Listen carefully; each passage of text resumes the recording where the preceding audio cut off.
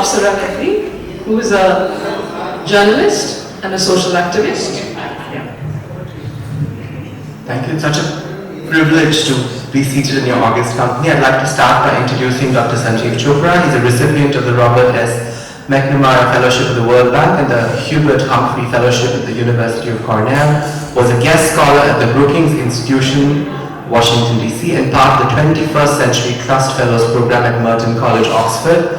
He has written extensively on policy issues in governance and development, and his latest book is We the People of Bharat. Sanjeev is the Festival Director of Valley of Words, Literature and Art International Festival. I've been asked to request Sanjeev sir to please present a memento, first to Anu Mazumdar and then to Dr. Jayanti Ravi.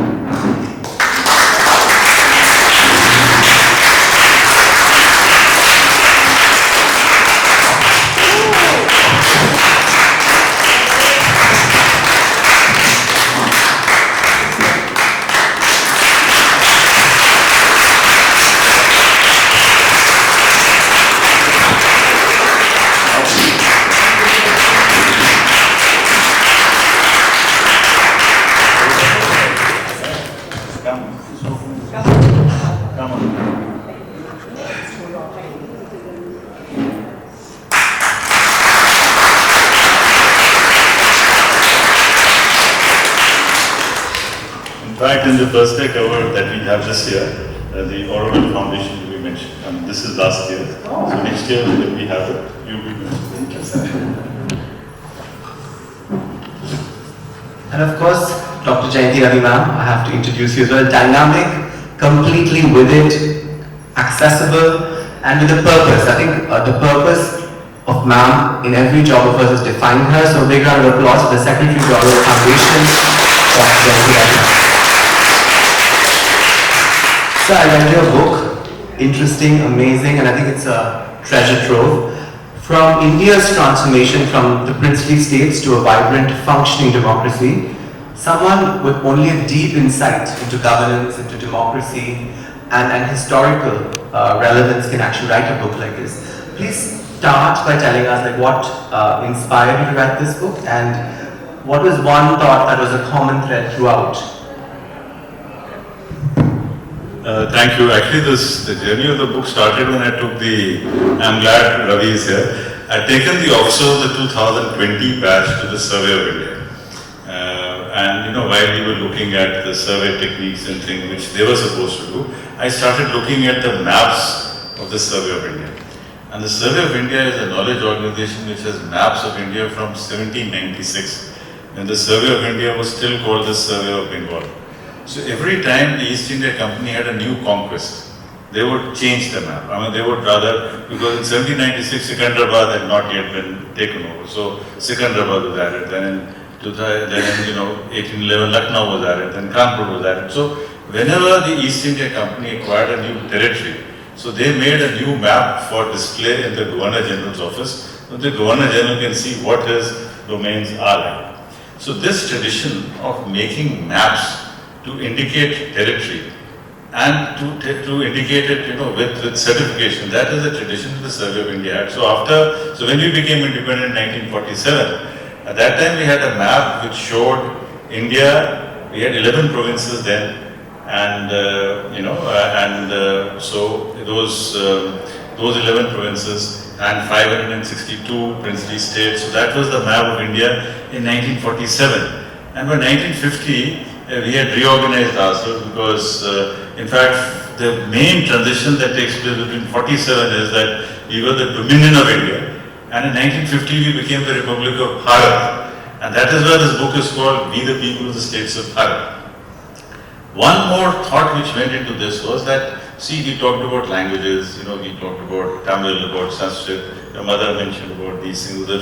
You see, one thing was that in India, we've had a variety of thoughts and many things. Gandhi, Nehru, Patel, Dr. Ambedkar, they all disagreed on how India should be reorganized. I mean, the views of Mahatma Gandhi, Hind Swaraj, at variance with those of Veer Savarkar, at variance with those of Dr. Ambedkar, at variance with those of Sri Aurobindo. But they were all agreed that India has to be reorganized on linguistic lines. That Tamil and Telugu and Bangla and Sindhi and Punjabi and Marathi are all constituents of India. They are all India, they are all Bharatiya.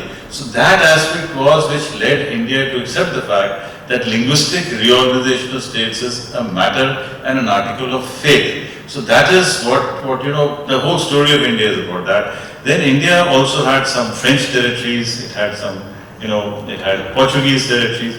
Interestingly, I wanted to share with you, now that we are very close to Puducherry, the first treaty which the government of India, the Dominion of India made, was with the government of France on 28th of August 1947, saying that there shall be a peaceful exchange of these territories. So unlike the Portuguese case, unlike the Hyderabad case, unlike the Jammu Kashmir or the Junagadh case, which were contested, the merger or the coming back of Puducherry and Chandanagar and Karaikal back to India was not something which was ever contested. So that's one aspect which I thought I'll share with you. But before we go on, I have a little quiz question for everyone in this room. Even the WOW volunteers, I can include that. If anyone can, without going to the Google map, without going to the Google, and we're all honest here in this Auroville space, we'll all be very honest with each other. If anyone can identify the number of languages on a currency note and name them, then you are entitled to 500 rupees from me. 500 is too less. Let's make it. No, so if you know the answer, it doesn't matter whether I have a zero or don't have a zero. Let me put it like this. So that's not true. No, that's not true. So Jayanti will give the other 500. We'll make it 1,000. We take it back from the person who got it wrong. Yeah, we'll get it back.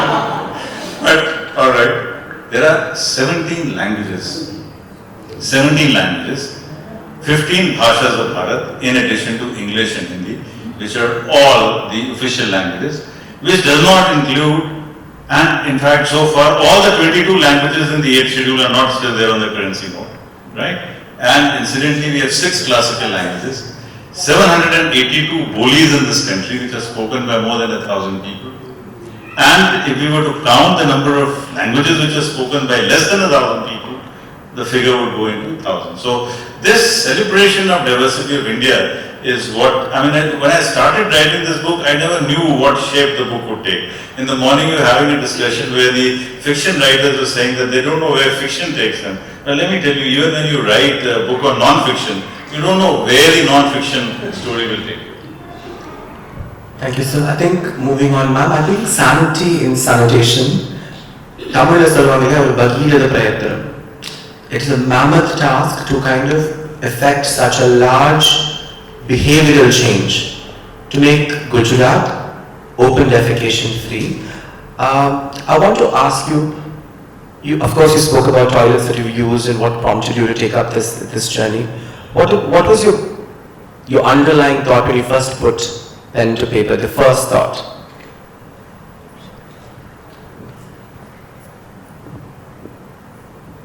As we started, this is the book, Sanity in Sanitation, for those of you who haven't seen it. It's about India was perhaps till about 2014. It was the open defecation capital of the world, with hardly 40% of the population having access to toilets, which is something we all take for granted, isn't it?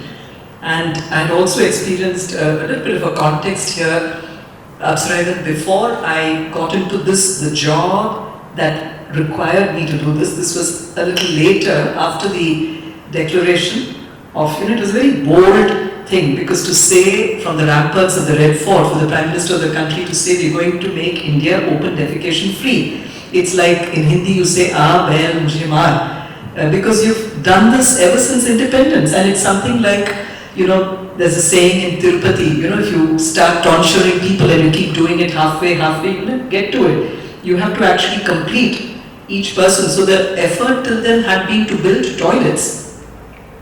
But building toilets on the ground was never going to solve the problem, because you would have, every time you built and you didn't use them, you'd have a bunch of defunct toilets, dead toilets. You'll be sitting on a cemetery of dead toilets. It would be a huge waste of money. That's what had been happening. So it had to change from a physical brick and mortar toilet on the ground to tattooing a toilet in the mind, heart, and getting people to accept that even if you didn't, it's about open defecation free.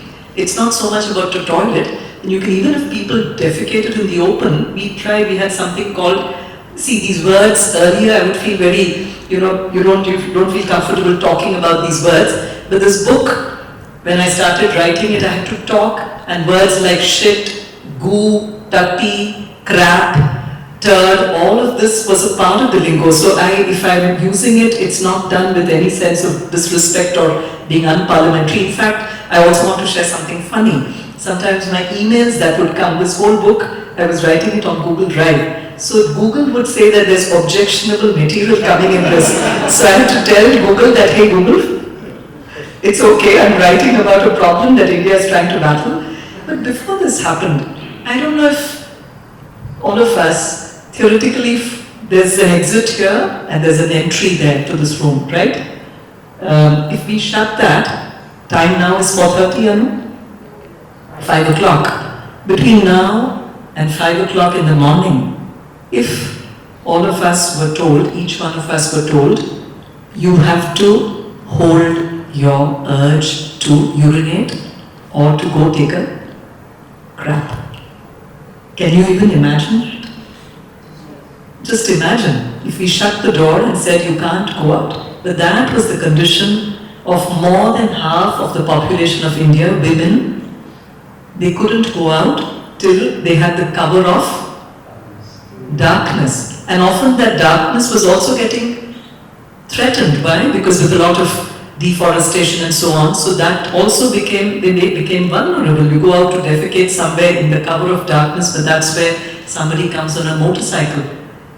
And there are these caste, there's so many other complexities here. It could be women from a certain community, and you have someone from a more so-called the totem pole, which still exists, unfortunately. So there were also crimes against women. There was all of this happening. But I have experienced this even going to the office of the Director General of Police. I can just share here of one of an important state of the country. I was waiting there, it's mentioned here in the initial part.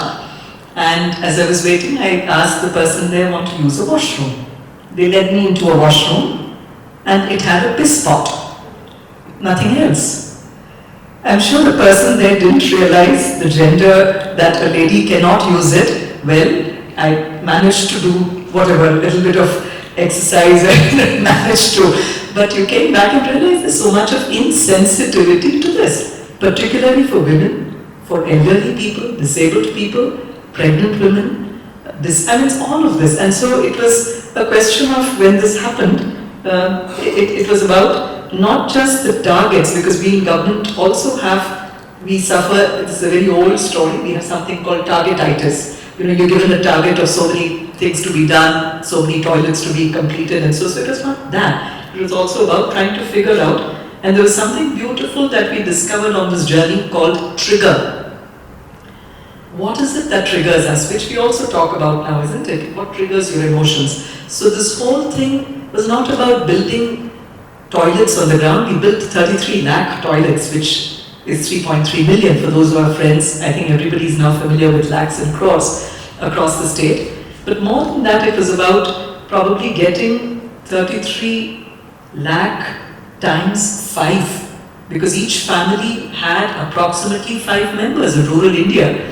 And often it's the young girl, the young mother in the house who is really, wanting that change. But then the older people, especially the men folk in the village, they thought it was absolutely outlandish. How can you restrain somebody? And I would have situations where we would go to a village, talk to them, there'd be a small young girl, probably just about 14, 15-year-old. And as we started initiating making toilets, she would want it. As we returned back, my own executive assistants and all, some of them who had done their masters, they would come back and say, ma'am, they would be indoctrinated. They would say, ma'am, we have a question. Have you been using a toilet all these years of your life? Of course.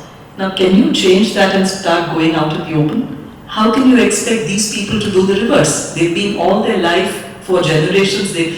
I realized in all those conversations, it was not about the physical act of building toilets, which, given the government machinery and all, you can. But I think more important was bringing about that behavior change. So this whole thing is transposable for any such problem, where it's this triggering, and triggering can come in multiple forms. Sometimes you have to shame people, sometimes with compassion, sometimes, so you don't know what works where. So that was what this journey was, in a way.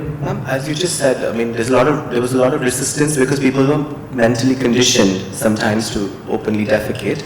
You speak about certain districts in Gujarat, in Banaskantha and Dahod, where you faced a challenge with the tribal communities. How did you penetrate that demographic? So it was like Sri Aurobindo says, you use every method and no method.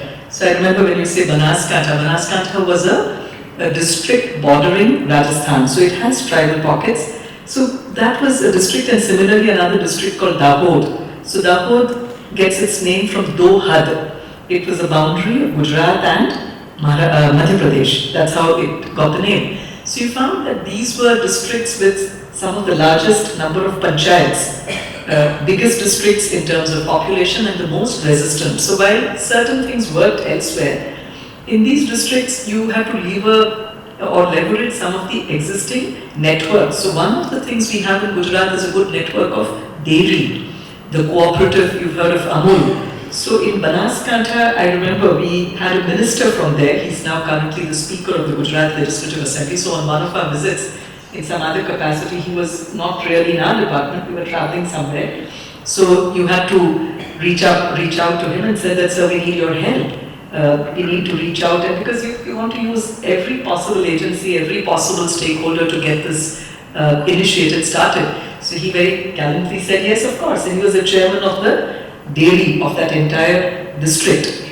And so there was a meeting, and he called all of them, and we had all these, traditional people. With yesterday, Meenakshi Akka is here, or we had a book called Misa, right, Mustache. So I was just thinking, some of these really tall men were, dressed in kedias and with huge mustaches and all of that. They were seated there, and I had to talk to them about Tati, Gu. So it was, for a minute, people, they had their jaws dropped and there was stunned silence. They were wondering, what on earth is this woman up to? What is she talking? And the minister also for a minute was embarrassed but you felt that you can't do this in a very, very, you can't be too polished about it, in the sense, ultimately you have to get this going. It's not about, so there was resistance, but beyond a point, I think this was a question somebody asked yesterday about, I think you asked, Apsara, about your acceptability as an officer. Sometimes being a lady also helps, because you also asked people, if there's a newspaper and there's a headlines today that there's a plane crash and about 150 people have died, isn't that news headlines? But because of lack of sanitation, on an average per day, we were losing 100 children on an average. This was scientifically proven. But that, because it's a slow thing, you take it, you become so numb to it, it doesn't matter.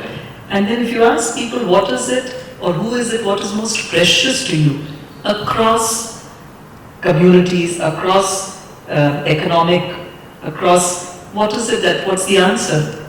What is the most? Children. Somebody said children, health, yes, Anthi, but if you ask families, what would you really, what is, they say it's our children.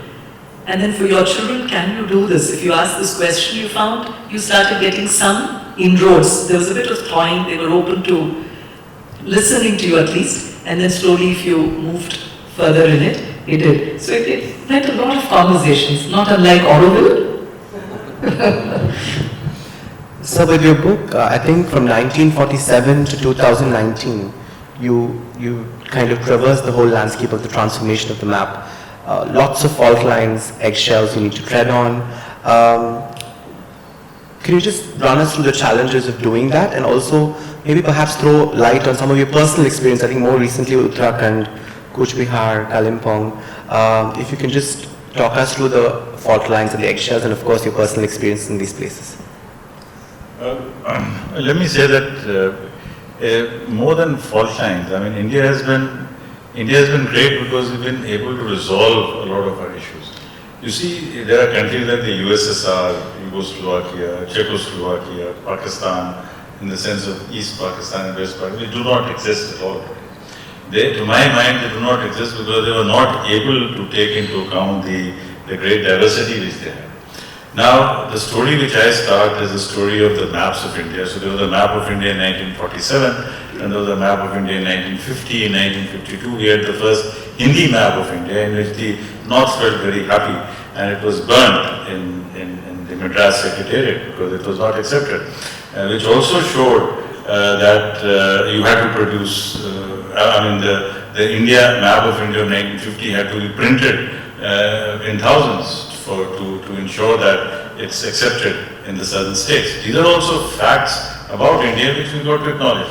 Then 53 we had the Andhra state which came up when the Telugu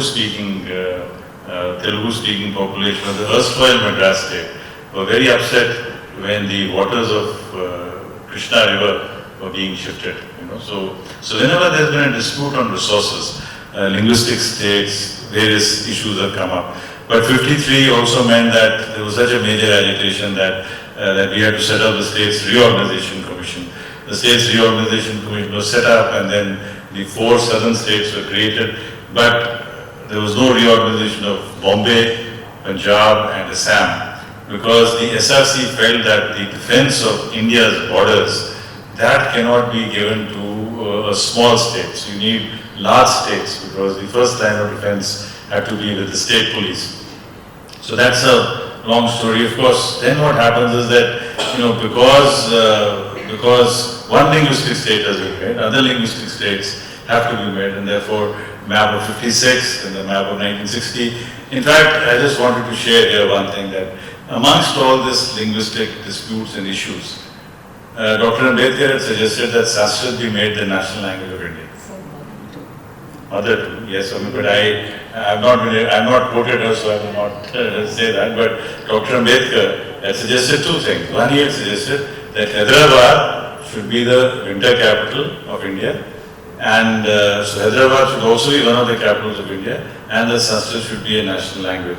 So what would have happened would be that this entire north-south divide which we still face, and that is going to get aggravated whenever we have a new census commissioner. After Chandramouli, we've not had a census commissioner, but that demographics is going to be affected.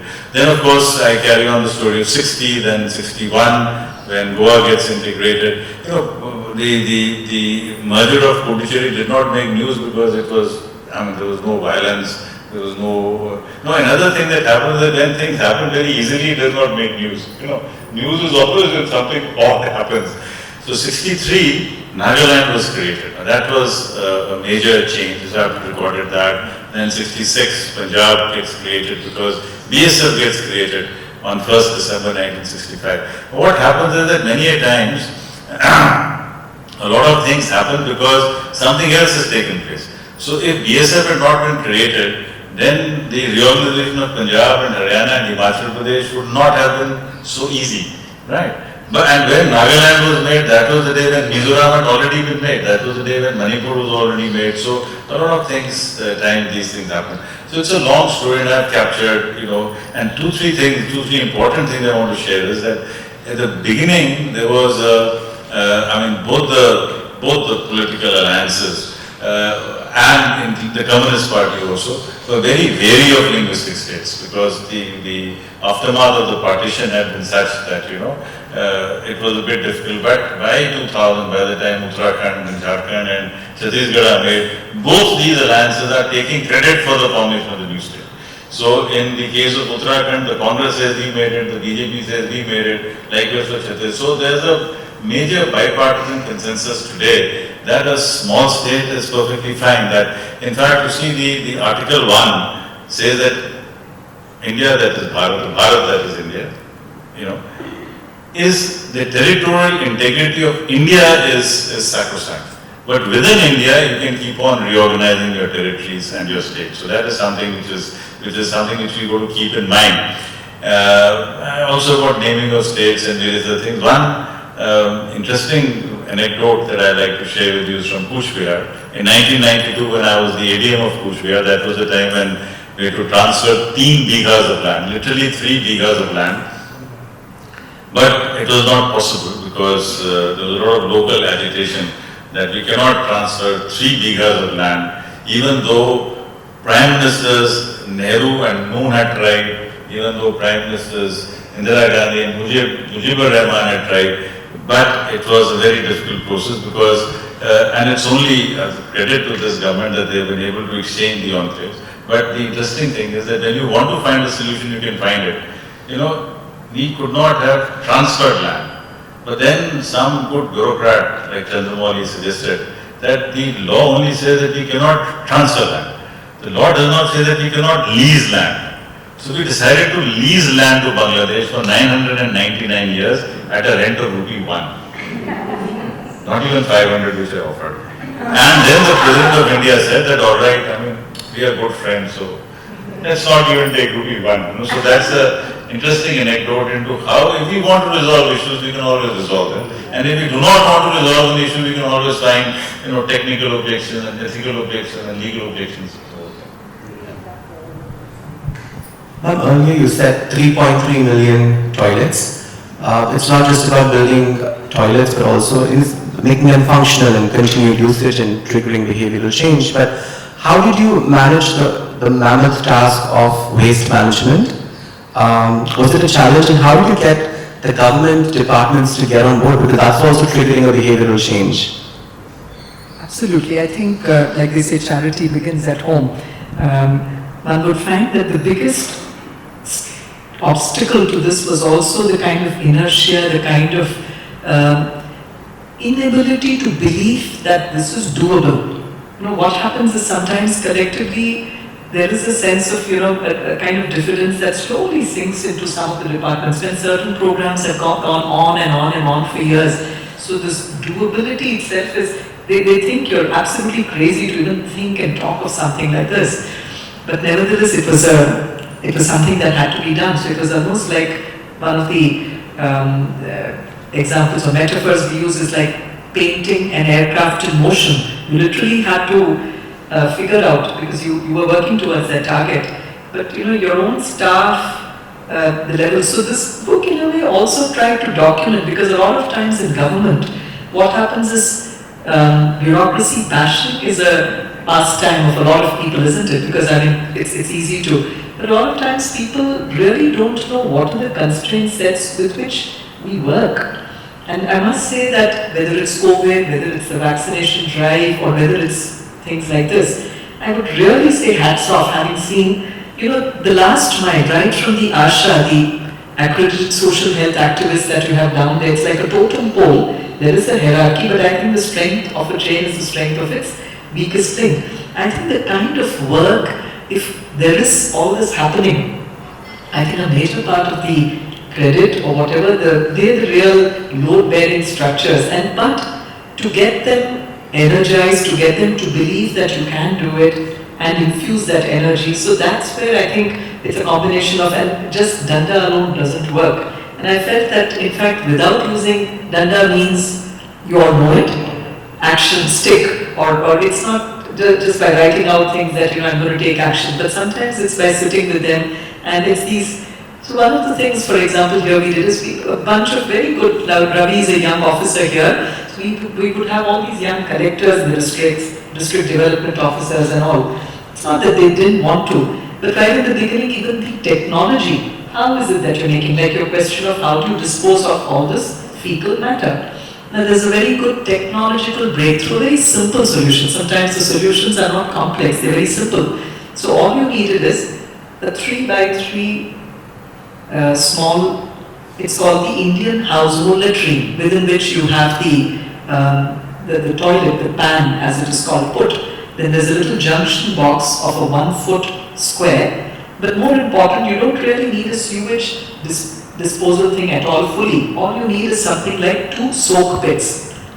Now this is such a beautiful, such a simple solution. And this is how this whole journey has happened in rural areas. So each pit is about 1 meter dia. And this is, so I was getting my course, Toilet 101. that's where it began. So after the first, so I would ask my people, the additional commissioner, then we had a Tehsildar equivalent over there. I mean, these are names, but the whole machinery, and everybody would have their own woolly idea of how is it a toilet is to be built. And then I thought, you see, a lot of times in government, it's like yourself going and figuring out things for yourself, at least one or two, like leading from the front. That's when you also get to have an idea.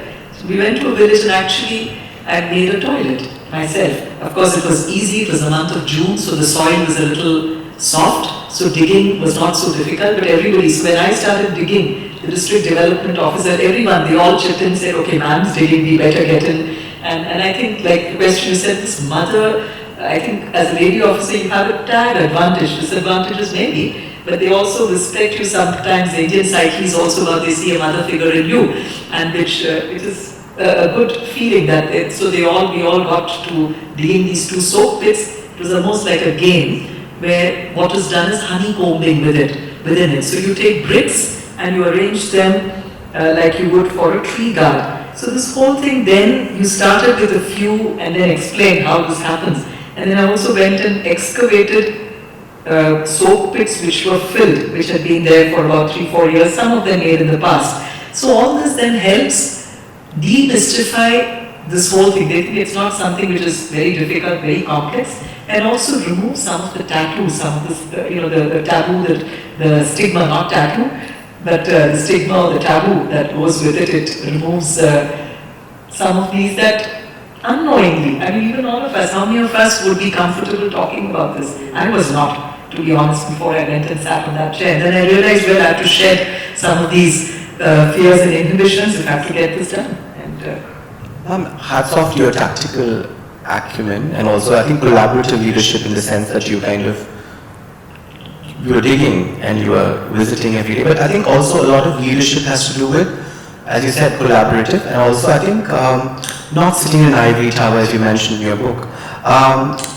As an IAS officer, was this job actually more organic and holistic for you in the sense that you actually worked with every level of government? And also I think it was such a crucial project which doesn't make the headlines because it's very slow, as you said, the fatality and the malnutrition and curable diseases because of this. As a leader, as a woman, how much of it did it contribute to your personal growth and to your profession?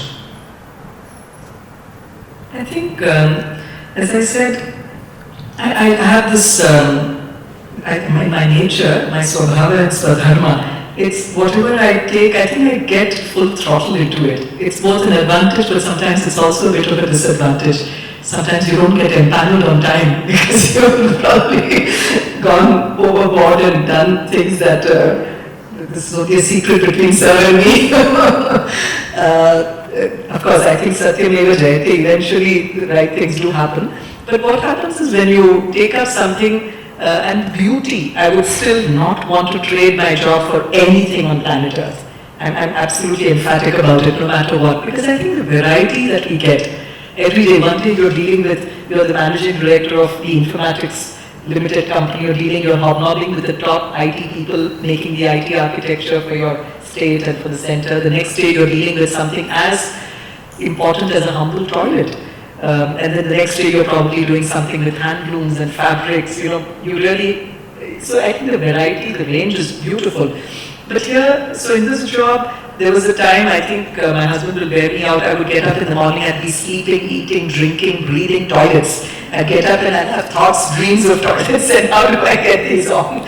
And, but I think that's what, otherwise, I mean, what's it being a human being? It's not, you're not here just for money and blah, blah, blah. But I think there's some puzzle that should not let you sleep.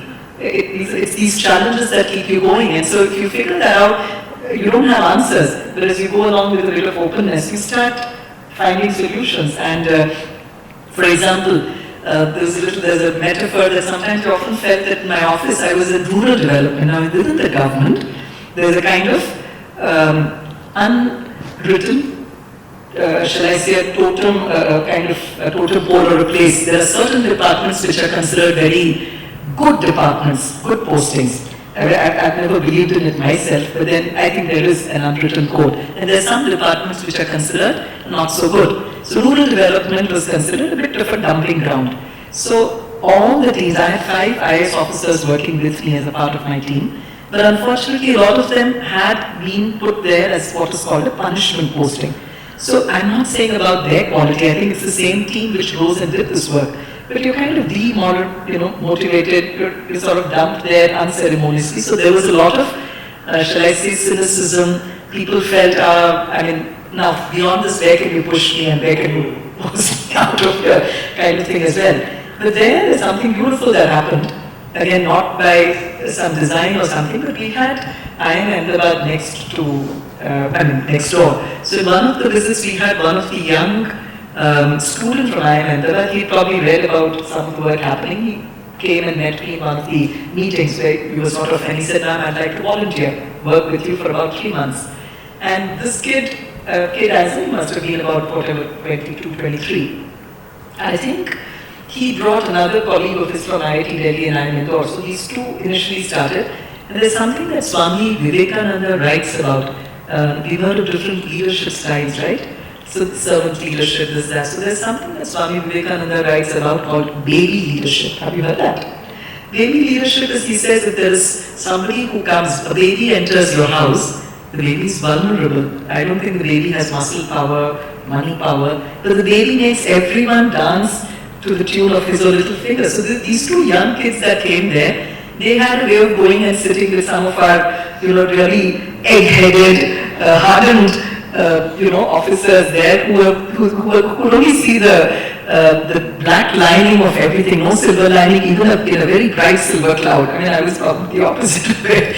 And so when they would sit with them and talk, I think it started infusing a bit of energy and all of it, and they would be going on the ground with them, and they felt happy that these young IIM kids are coming and asking me for my gyan, and so sometimes it works in a nice way. And then, so slowly things, next year we had 21 of these without any advertisement, nothing, by word of mouth. And then I was in a bit of a difficulty, how do you pay these kids? Because you have to at least pay them some decent stipend, not too big. So we reached out to the Tata Trusts, and they helped us. So in government you also have this ability or this possibility of reaching out to different, it could be CSR, it could be a combination of all of this, provided you're sure that your team is in a position to absorb it correctly. So in your book, I think you referenced a lot of journals, books, research. There's a book, Indian Princes and Their States by Barbara Ramasak. When you go through so much research, when you have your own viewpoints, you have your own inputs from people you trust, how do you put a book together which is this vast in terms of governance, administration, defining India? How do you filter through the research? And how accurate was research itself? Well, for a book of this nature, every statement that is made has to be backed by some empirical evidence. Otherwise, in fact, even after this book was written, HarperCollins legal advisor had 263 queries. On where are you getting this material? Why have you said this? Whom do you attribute it to? Therefore, it's very important for a book of this nature, which also will raise several controversial issues, whether it is Jammu Kashmir, whether it is Junagadh, whether it is Hyderabad, whether it is Portugal or this. So all this, therefore, it becomes a process of documentation. Now, obviously, because one good thing was that I was doing a series of columns, and I would cover each state in about 3 to 4 columns. So that meant that, each historical aspect had to be limited to a certain thing, and your publisher also tells you that this is the ideal size of a book because you can't write an encyclopedia. So the typical size of a non-fiction book is about 300 to 350 pages. The typical book. Less than that, it's too small. After that, it becomes an encyclopedia. So there's some unwritten sort of accepted rules about a non-fiction book, which I also have to follow. Okay. Okay, now that was the question. Now, you see, this is just one of the books, because there were about 6 or 7 books which I consulted. And so this whole thing was, you see, that what was the status of Indian princes? The Indian princes are not really rulers in that sense. In fact, if you look into the word used for Indian princes is highness. the word majesty is reserved for the Queen of England and the King of England.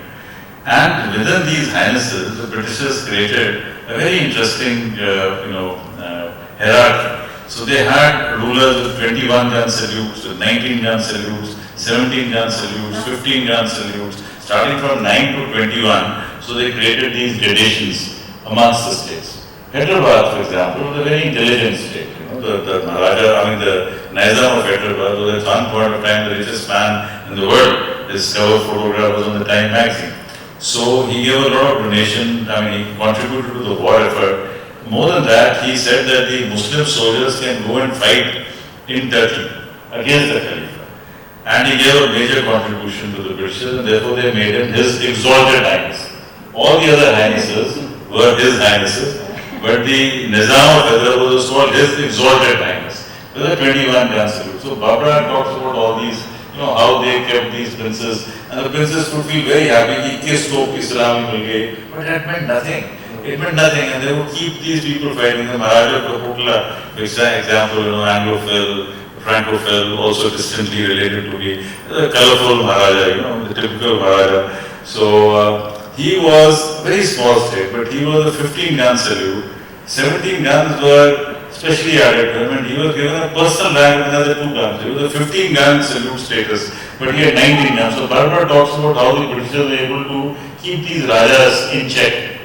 You had the first class, you had the first business class, you had the premium economy, you had the economy, you had the cattle class, you had all these Rajas and Maharajas fighting with each other. So that was very interesting, to see how the Rajas and Maharajas were looking at themselves. And the British really did I would say that from their point of view, if you look at things from the point of view of the British, they did a fine job in keeping us all, fighting over 15 salutes or 19 guns or this and that. So we were busy with all these things, and they were happy ruling, we were happy, getting an additional 2 salutes. They created the Chamber of Princes, which interestingly was very important for us, because the Chamber of Princes is what ensured that Sikkim could not, Sikkim was a part of the Chamber of Princes. Therefore Sikkim could not say that it was not an Indian Raja. So Sikkim was on the same pedestal as Jammu Kashmir was, as Baroda was, as Hyderabad was. So all these people, so they had created that Chamber of Princes. So because we are talking about the princely states, can I tell you a little anecdote about Jammu Kashmir? Now Jammu Kashmir always felt that the name which Jammu and Kashmir had given to itself was Jammu wa, Kashmir wa, Tibet wa, Ladakh. So they imagined themselves, that they not imagined, but the fact is that territorially, Maharaja Hari Singh was the sovereign, was the suzerain of 4 kingdoms. So that's what leads to a lot of very interesting documentation of history. And the other part about Jammu Kashmir is that Ladakh never wanted to be part of Kashmir, Jammu and Kashmir at that point in time, because they wanted to be independent. Because Ladakh always felt very ignored and very neglected.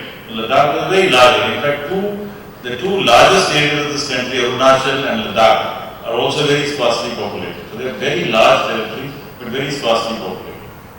The other interesting thing about Jammu Kashmir is that the defense of Kashmir from the Indian side was made by Sheikh Mohammed Abdullah, who then became a persona non grata. On the Pakistan side, the defense was made by Sir Zafrullah Khan, who was an Ahmadiyya and has become a persona non grata in Pakistan. So it's fascinating to read the debate between India and Pakistan. India being defended by Mohammed Abdullah, who is no longer accepted here, and Pakistan being defended by Zafrullah Khan, who is an Ahmadiyya and is not, no longer a Muslim. So it's very interesting. In fact, even Jinnah would not have qualified to be a Muslim if the Wahhabi Islam would have continued the way it is. So Jinnah's personality also want to share one thing, that he hated 2 people that he hated in India the most. It was not Nehru or Gandhi or Maulana Abdul Kalam. He hated Sheikh Mohammed Abdullah and the Nizam of Hyderabad. These were the only 2 people who had the larger acceptance amongst the Muslim population. Sheikh Mohammed Abdullah was a very powerful orator. He went the wrong way, that's another matter. But the fact is that the Congress was promoting him. In the Tripur Congress under the leadership of Subhash Bose, he had been made the chairman of the All India States People's Congress. And Jinnah got slogans like go back, go back, go back in Srinagar. He was a very popular leader, and Jinnah didn't like it. So that also explains the personal relations amongst leaders, whether they are in power or they are in opposition. That makes a major difference to the way history shapes history. And Nizam was a very interesting gentleman because while doing all this, he married his son and nephew to the princesses of Turkey. You know? So it's a very interesting story what happened. What I'll do is that if you give me, I'll read 7 lines, 8 lines, because not everyone will buy the book or read it. I mean, buy the book and keep it, but reading it is a very different challenge. I mean, very few people end up reading books. So what I started doing now is that I give the conclusions or the key learnings from a book right up front, so that whether you buy it or read it or keep it by your bedside or don't keep it by your bedside, these are insights of 2.5 years of tough labor. So it goes like this: that are there any lessons from the study? Yes. First and foremost is the fact that the notion of identity is fluid, in the sense that I am a Punjabi, I was a Punjabi, my daughter is an Uttarakhandi, right? Because she has less connect with Punjab, I have more connect with Punjab, right? Being a Punjabi, being an Uttarakhandi does not take away my Indian identity.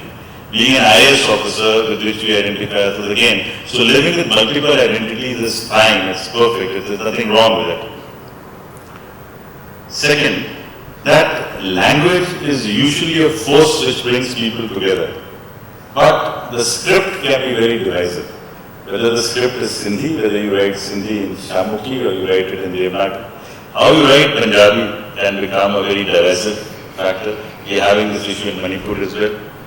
Third, there is a considerable difference in the way pan-Indian parties and local parties look at things. There is no way in which, for instance, in the case of Tista or Team Lika, the government of India has one viewpoint. But whichever political party is there in Bengal, whether it is the CPM or the Trinamool, even if the BJP was in power in Bengal, they would not want to align themselves with the GOI position on that matter, because that will affect their vote bank there. And to win elections locally is a different kettle of fish than winning a national election. Who would know that better than me? Fourth, political parties change their perspectives with time. Fifth, demography affects politics. Because, as is the case of Sikkim, when the Nepalis became the majority, the Bhutias and the Lepchas were a minority, and Nepalis wanted to be a part of India because that is where they found democracy. Right? So nothing, and therefore when concern is raised about demography, it is it's a very important concern. Fifth, this I've already mentioned, the opposition to an idea can come from the most unexpected quarters. In 1954, Bengal and Bihar wanted to become a mega state. They wanted to join. You're probably not aware of this. Obviously, none of us was born in it, right? But you see, the reason was that when B.C. Roy went to Amritsar for the 1953 session of the Indian National Congress, he found that the integration of Punjabis who had come from West Pakistan was very convenient, very comfortable, because they spoke the same language, they had the same Hindu-Sikh religion, and they were able to integrate themselves very easily with the administration of Punjab. And Punjab then included right up to Delhi and all these things. Whereas Bengal on the other side was so much of population in Bengal that the Bengali refugee, as came out in one of the books yesterday, was sent to Sundarban, was sent to Pilipit, was sent to Dandakaranya, was sent to Andaman. So the Bengali refugee who came from Bangladesh did not get a place to stay. So what B.C. Roy and Sri Krishna Sinha felt, that the area which is now Jharkhand, which was very sparsely populated at that time, they felt that that could be what Haryana was for Punjab. The opposition to this came from UP Congress. So the UP Congress felt that this will be the end of the permanent monopoly of UP and the Hindi heartland over this thing. But can you imagine a situation where two states would have come together, not on the basis of language, in fact defying language and using development as a thing, then perhaps the scenario of the country would have been very, very different. I can see that we are running out of time, so I'll. Oh, we're not. Okay. Then, if you're not running out of time, then I'll give you the 7th and 8th point also. That the coverage of every story will vary. When Sikkim was merged with India, the first story that came out was from Sunanda Kedattare, who was a friend of the Chogya. He wrote the book called Smash and Grab. The next book came from the administrator of Sikkim at that time, B.S. Das. He gave his perspective, which justified this. There was a third book written by Andrew Duff, whose aunts had been missionaries in that place, in Sikkim. So that was a missionary perspective on Sikkim, slightly pro-Chogya, because Chogya had few friends, and these missionaries were also very happy being in touch with the royalty at that time. The next book came from K.P.S. Sidhu, who was the head of law. He wrote it from the perspective of Qazi Landuk Dorji, who was the first chief minister of Sikkim. Right. The next book is written by a diplomat who places it in the context of India-China rivalry. Now there is something true about all perspectives. There is something true. No story can be written which does not have multiple perspectives. And that's something which is very important for all of us who are students of history to realize. And one good thing about history is that, as I mentioned when I was introducing Sanjeev Sanyal, that finally they liberated history from the clutch of history professors. History can be written by anyone, should be written by everyone, so that we get multiple perspectives of history.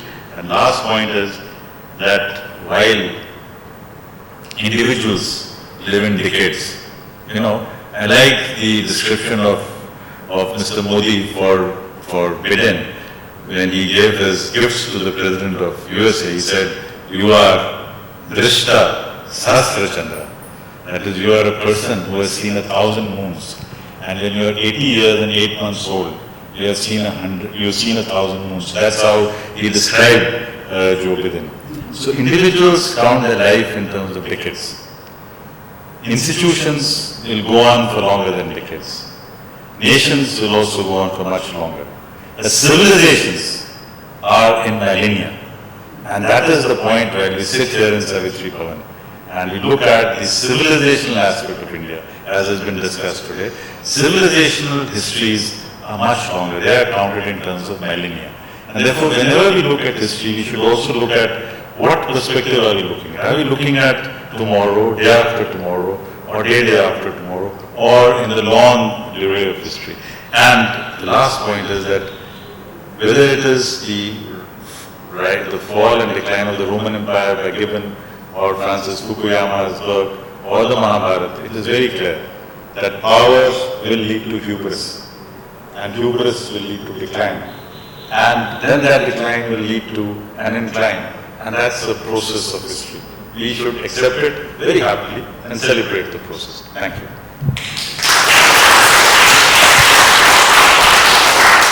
I actually have one more question. One of the interesting chapters in your book was about Arunachal. Arunachal has a very sacred geography. Lord Krishna married Rukmini Devi there. Sage Parashurama told his sins there. But there were also the frontier tracts being formed at that time, very crucial time. Do you think there was a very primitive view of the way forward when the tracts were formed? See, on here I would tell you, this has got to do with the way the British looked at mapping. You see, there's a very interesting word called Aranya.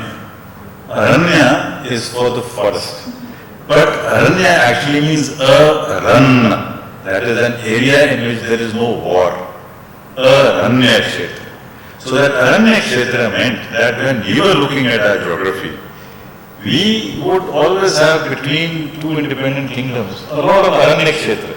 So there was a lot of area which was not actually disputed, which was a no man's land. The British looked at mapping in a very different way, because Europe had cities and things. So the conception of Lord Curzon was, he wanted some free areas. So he wanted to have those free areas in both the Northwest Frontier Province and in Nepal. The difficulty that we had was that, and that is an area on which I am rather critical of Mr. Nehru, because of his dispute with Sardar Patel, he left the administration of these areas to what is called the Indian Frontier Administration Service. and not with the regular IAS and IPS officers. Now that gave an unnecessary impression to Sikkim and to these areas. They were different from the rest of the country. Now, if the administration had been the same there, right, if Jayanti had been posted there, Chandramouli would have gone there, I would have gone there, there's a different field. But once you create a separate cadre for them, so that is, we continued the British policy of keeping them a bit apart. And the reason was because of the plantation policy which the British had. So they wanted to keep the plantations away from the rest. So if you look at the Plantation Act, if you look at how the demographics of Assam was changed, Assam demography was changed because the labor they wanted from Santhal and from Jharkhand and all these places, because it would have been difficult for them to use the Assamia labor the way they would use. The minor class came from Bengal, so there was anti-Bengal sentiment. They introduced the Marwadis, they introduced the Punjabis. So the entire demographics of Northeast was changed. And then you wanted a certain area in which there will be no change. And yet, they allowed the missionaries to go there. In fact, Arunachal was perhaps the only region where missionaries could not go, and therefore and that also is the fact, when there is missionary activity, a lot of changes take place. So that's the interesting part of our history. One final question to you, ma'am, and we'll open it up to the audience.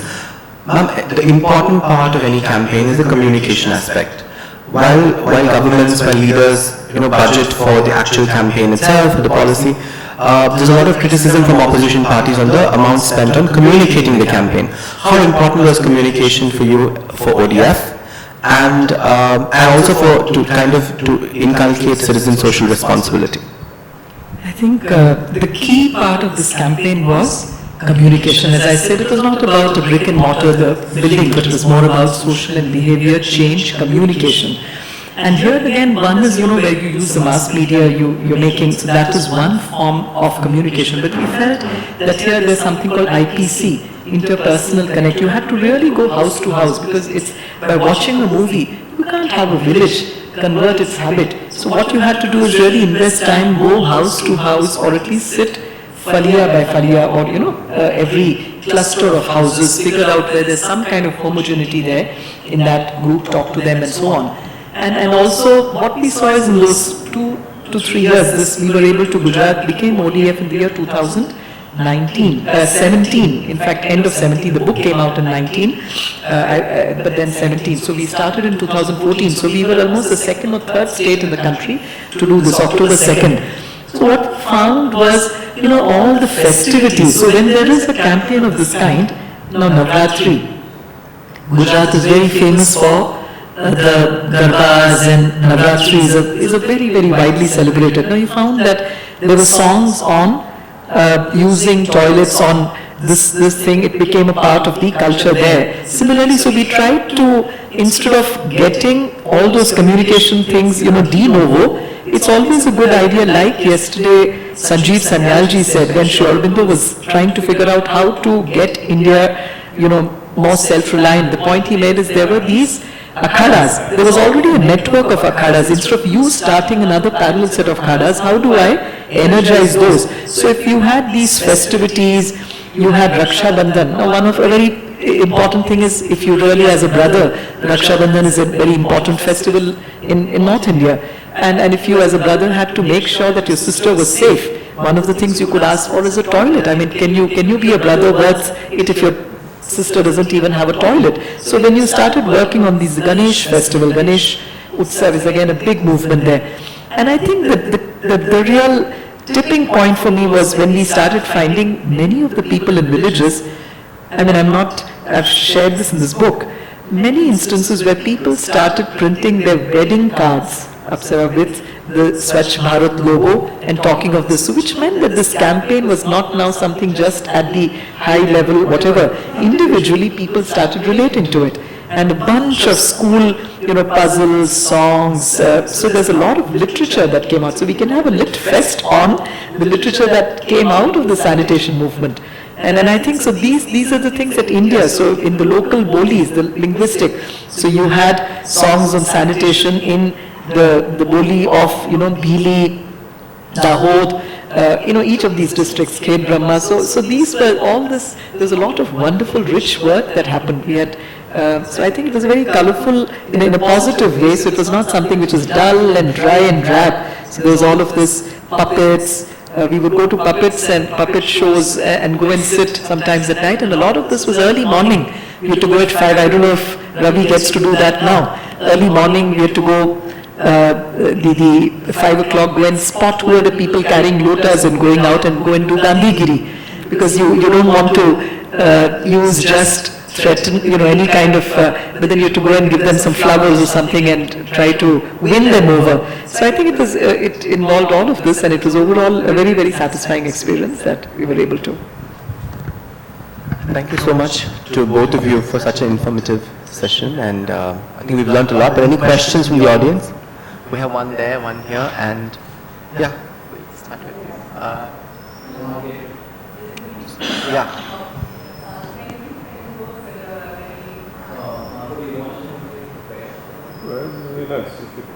If you can come here for the recording, it would be nice to say questions. You can ask speak. Okay. Thank you for your sharing. I have one question, sir. What is the relevance or the significance of spiritual leaders in the political history of India in the book you mentioned? I haven't read it. If there is, and do you see the continuance of that in the current making of India, current evolution of India? Two things here. One is, you see that one are spiritual leaders, and then we have religious leaders, right?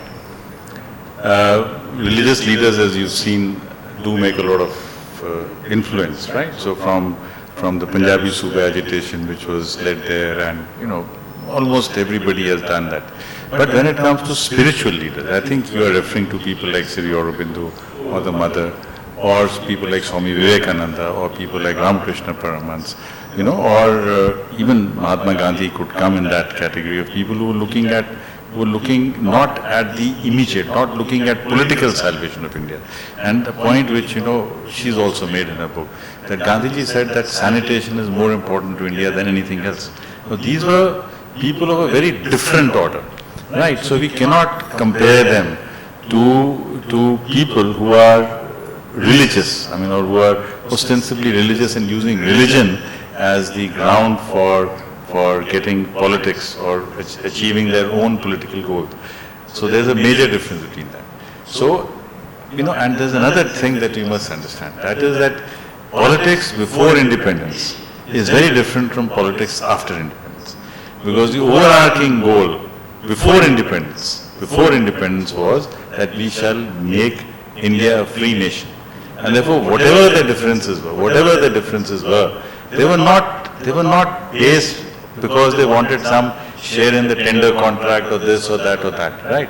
So in 1909, as I mentioned elsewhere, you had 3 great books written. You had Hind Swaraj written by Mahatma Gandhi. You had the First War of Independence written by Veer Savarkar. And you had the Uttarapara address from Sri Aurobindo. All 3 were very different. Very different. Totally different from each other. But none of them was written because they wanted to make money. Right. So that is one fundamental difference that has happened to polity today. Polity after independence is the quest for political power, is the quest for, money and funds, which was a very different proposition before this. Whether in this era of electoral politics, you can have spiritually evolved people who would look at politics differently, because their politics was not electoral. Sri Aurobindo was never looking for votes. He was not asking it. Gandhiji said that dissolve the Congress party. So there's a major difference between politics then and politics now. Well, to my mind, no. So I have two questions. One is, what is the background story of integration of Sikkim into India? Why was not integrated in 1946? Okay, let me complete this one first, because there are too many questions and I'll lose track. You see, the story of Sikkim is that in 1870, Sikkim was a Lepcha kingdom, was taken over by the Bhutias who came from Bhutan. But both the Lepchas and the Bhutias were all followers of Dalai Lama's Buddhism. So what happens is that, they were very busy counting their beads and living in their monasteries, and they did not want to go out and farm, did not want to go out and do their agriculture. So they invited the Nepali workers to come and cultivate the lands around the monasteries. So because Nepalis are a race which is a family-driven system, lots of children, so by 1947, the number of Nepalis in Sikkim was more than the number of Bhutan, of Lepchas and Bhutias. So they wanted to be integrated with India because the Chogyar had made an assembly in which there were 20 seats for Bhutias, 20 seats for Lepchas and 20 seats for Nepalis. So in effect what it meant was that 60% people had 1/3 of the voting share. He wanted, Nepali Congress sharing wanted them to be part of India, but Mr. Nehru at that point of time felt that, let the Chogyar of Sikkim be there. So he did that. He allowed them to stay on. But to my mind, that was a tactical mistake, a strategic mistake as well. Sikkim should have been integrated with India because Sikkim was part of the Chamber of Princes, unlike Bhutan, unlike Nepal. So the relationship of the British government of India with Nepal and Bhutan was on a different footing than we had with Sikkim. So that was your first question. Second? Do you think administration program will last itself makes sense? Not breaking is not the right word. Reorganizing, because we should be using our words very carefully. So we did not divide Punjab. We reorganized Punjab, and after reorganization of Punjab, Haryana, Himachal, and Chandigarh have all done much better. We reorganized UP, and you find that both Uttarakhand and UP are raving to go. You reorganize Telangana and Andhra Pradesh, and both states have a double-digit growth. To my mind, if there is a second SRC, which should reorganize, states on the basis of certain population things, because I'm sure Jayanti will agree with me that, there's an optimal size for a district. 25, 30 lakhs, optimal size. I mean, I was DM of Murshidabad, which had a population of exceeding 1 crore. It's crazy. You can't run districts of that size. Likewise, you have states which are very large. So to my mind, smaller states are, not micro states, but mid-sized states are quite okay for the country.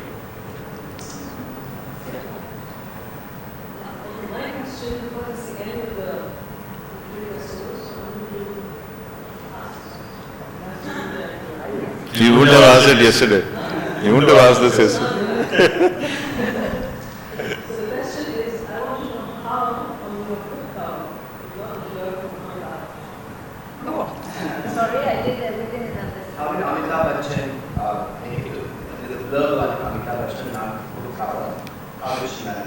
Not only Amitabh, I think because this cause, it's quite, it has the Prime Minister of India, who's written the Honorable Prime Minister, and so Amitabh Bachchan too, I think that's what you realize, this, like Sir just mentioned, Mahatma Gandhi has gone on to say that sanitation is more important than independence.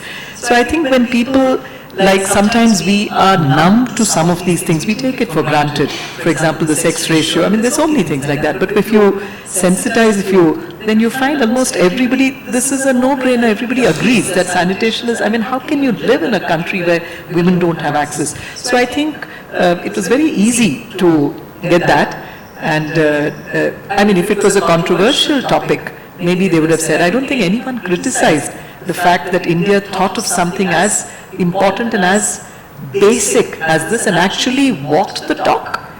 2019, we've done it again. If you really take it under a microscope and say, has India really become OTF, you can still probably find a few people squatting in the open. But the point is that from where it was at 40% only having access, 60% going for open defecation, to today, if it's 95% plus, even in a country like Netherlands, we had one of our people here was from the World Bank, and he said his grandfather, I've quoted it in this book, his grandfather today, when in Netherlands, he likes to go out and defecate in the open, because it's just that sometimes if one or two people, but if it's a collective habit, and if it's being forced on people in a way, in the sense women and children being forced into it, so I think we got support from every corner, including spiritual leaders, whether it's a Murari Bapu or, they all wrote Shri M on the walk of hope in Gotra. He even gave designs. So people, it really ignited their imagination. He gave a design and I've drawn. He said we should probably have toilets like this where women can speak, because one of the arguments in favor of women defecating in the open is you go out, that's the only time you get to talk to each other, otherwise, and so he said you can actually construct them in such a way that you sit here and you have a kind of trellis, you can talk to the other lady and so on with some, so it also opened up a lot of creativity. And it was interesting. I mean, even the humble world of toilets, it has a universe of its own, and there's so much that one learnt. In the line of your 150th birth anniversary, my question is, joint both of you. How can we, and also the title of this topic right now, making change happen. So how can we trigger behavior change through a campaign or whatever? For the missing states of Bharat, I'm referring to the map, you refer to the map, I'm referring to Mother's map, which starts from Balochistan perhaps and ends with Burma. This is also, we are in the Amrit Path. Without somebody was using this word soft power, not adhering to the hard part. How is it possible, is it even in the realms of possibility to ensure what Sherbindo said on the eve of India's birth? Partition must go. He didn't give any option. He said division must go by whatever means. He said we must bring some common action. If you would allow me a minute, I can read these words directly. So perhaps we may also resort to Gandhigiri if required. Allow me to read Sherlindo's first dream. It's him. The first of these dreams was a revolutionary movement which would create a free and united India. India today is free, but she has not achieved unity. At one moment, it almost seemed as if in the very act of liberation, she would fall back into the chaos of separate states which preceded the British conquest. But fortunately, it now seems probable that this danger will be averted and a large and powerful, though not yet a complete union will be established. Also, the widely drastic policy of the Constituent Assembly has made it probable that the problem of the depressed classes will be solved without schism or fissure. But the old communal division into Hindus and Muslims seems now to have hardened into a permanent political division of the country. It is to be hoped that this settled fact will not be accepted as settled forever and as anything more than a temporary expedient. For if it lasts, India may be seriously weakened, even crippled. Civil strife may remain always possible even a new invasion and foreign conquest.